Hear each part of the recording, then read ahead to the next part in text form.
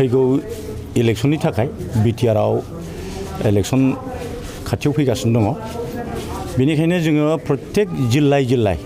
जों क'क्राझारनिफ्राय आरम्भ खालामनानै आप टु उदालगुरि डिस्ट्रिक्टसिम जों लाबोगासिनो दं दिनैहाय बेवहाय जोङो स्निथि जाबाय स्निथि खेबनि थाखाय जों उदालगुरियाव लादों दा बेवहाय जोंहा गोबां मावनो गोनां दंसोगारो फैगौ इलेक्शनाव जों बाहागो लागोन जों बिनि थाखायनो लागोन जे बिटिआरआव एबा बिटिसिआव जेरैबायदि माने खुंनाय जानांगौमोन बे खुंनायखौ जोङो गोजोननाय मोनाखै जायनि थाखाय भटार्स पार्टी इन्टारनेशनेला ओंखारबोनो बाध्य जादों भटार्स पार्टी इन्टारनेशनेलनि मोनसे सरकारनि प्रयजन दङ बिटिआरआव मानो होनबा जों 17 बोसोर माबानि हाग्रामा महिलारिनि बिपिएफखौबो जों नुनो मोनबाय 17 बोसोराव मा जाखो मा जादिया जों बेखौ मोनथिजोब्बाय आरो बिथांमोननि दारै जे आरो माबा मोनसे गोदानै जाबावनांगौ दं जों बेखौ नुनो मोनाखै बा जों जागोन होननानै आसा खालामनो हाया बिनि उनावहाय बिपिएफखौ गादबनानै आखौ इउपिपिएल फैबाय इउपिपिएलआबो नै 5 बोसोर फुरा जानो थांगासिनो दं दा दासिमबो बिथांमोनहा खामानि मावगासिनो दं नाथाय जेरैबायदि खामानि जानांगौमोन जों बे खामानिखौ जानाय नुवाखै जायनि थाखाय जोङो दिनैहाय भटार्स पार्टी इन्टारनेशनेला जानजि खाफ्रानानै ओंखारबोनो बाध्य जादों बेवहाय जोंहा जेसेबां रायजोफोर दङ बे बिटिआरआव जाति जनगोष्ठी जेसेबां दङ प्रत्येकनि उन्नयननि थाखाय प्रत्येकनि माने रांखान्थि उदांस्रिनि थाखाय जोंहा मावनांगौ खामानि दं बिनिखायनो जोङो गभर्नमेन्टनियाव जोङो डिमान्ड खालामदों जे जोंनो जनमरि आयनि 50% जाहा जिथु मोननो गोनां दं भट होनायनि मुङै जों बेखौ जोङो बिगासिनो दं 2011 सनाव सरकारा जोंनो होनो होननानै खोथा होदोंमोन उच्च पदस्थ कमिटि जिथु पार्लियामेन्टारि जिथु कमिटि बे कमिटिया पास खालामनानै होखानायमोन दा बेखौनो जोङो बिखौनो थाखाय जों नांबाय थादों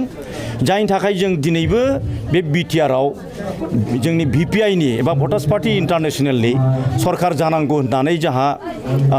जों हमदांनो हादों आरो बे सरकारा जानो नांगौ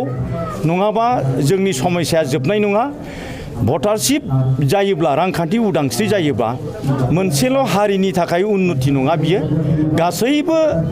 जाति हारिनि थाखाय उन्नयन जागोन आरो बिटिआरआव मोनसे गोजोननाय फैगोन जोंनि गेजेराव नांलायनाय खमलायनाय मोनसा मोनसि जेबो थानाय नङा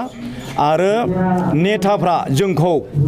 बे भटारफोरखौ गोसोबायदि बिथांमोनहा बाहायनो हानाय नङा मानो होनबा भटारफ्रा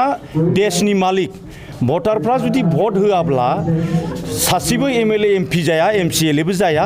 मन्थ्रिबो जाया सरकारानो जाया बिनिखायनो भटार्स पार्टी इन्टारनेशनेला भटार्सफोरनि खोथाखौ प्राधान्य खालामनानै जोङो ओंखारबोदों जाहाथे बिटिआरआव थानाय रायजो राजाफ्रा बयबो जाहाथे रांखान्थि उदांस्रि जायो बयबो जाहाथे मोजाङै थांनानै थानायनि बेबस्था जायो आरो जोंनि गेजेराव गोबां फरायनाय बेलायावबो गोग्लैसोनानै थानाय गामि गांखंआव जों नुनो मोनदों गोसोबायदि बिथांमोनहा फरायनो सुबिदा मोनाखै रग बियादि जायोब्ला मोजां चिकित्सालयाव थांनानै मोजां फाहामसालियाव थांनानै मोजाङै फाहामजानो मोननायखौ जों नुनो मोनाखै जायनि थाखाय जों बुंदों जे सरकारि हस्पिटाला गासैबो माने सुबिदाखौ होनो नांगौ आरो जोंनि रायजो राजाफ्रा जाहाथे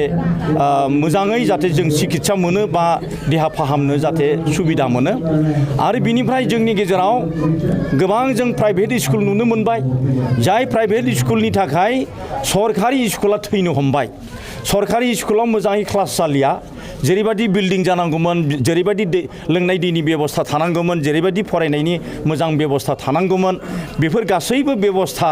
मोजां नङैनि थाखाय दिनै थाखा फैसा गोनां रां रुफा गोनां धनि मानसिफ्रा मालाय प्राइभेट स्कुलाव होनानै बिथांमोननि फिसाला फिसाजोफ्रा बिसोरो गोरों गोरा जाबाय नाथाय जोंनि बे गोग्लैसोनानै थानाय जा हालुवा जाम्बा रायजो राजाफोरनि फिसाफ्रा एलपि स्कुलाव फरायनानै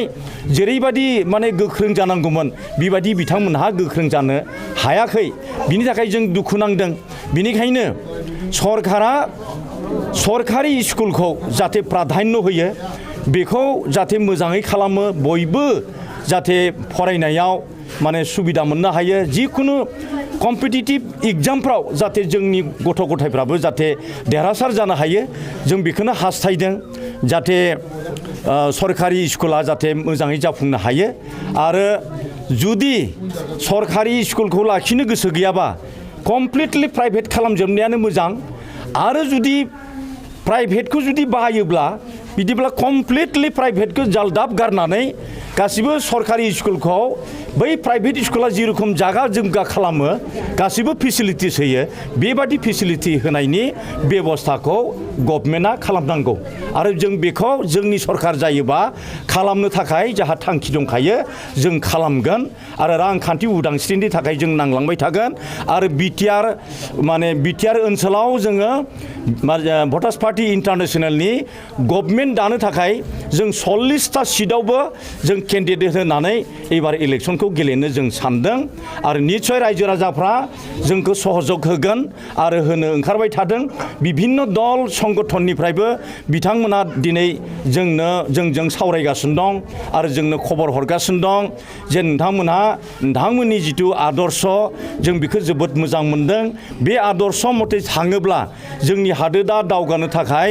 बारा सम नांनाय नङा आरो बयबो आलो गोजोनै सुखु सान्थियै थांना थानायनि मोनसे बेबस्था जागोन जोंनि गेजेराव नांलायनाय खमलायनाय थानाय नङा सिखाव दखायत थानाय नङा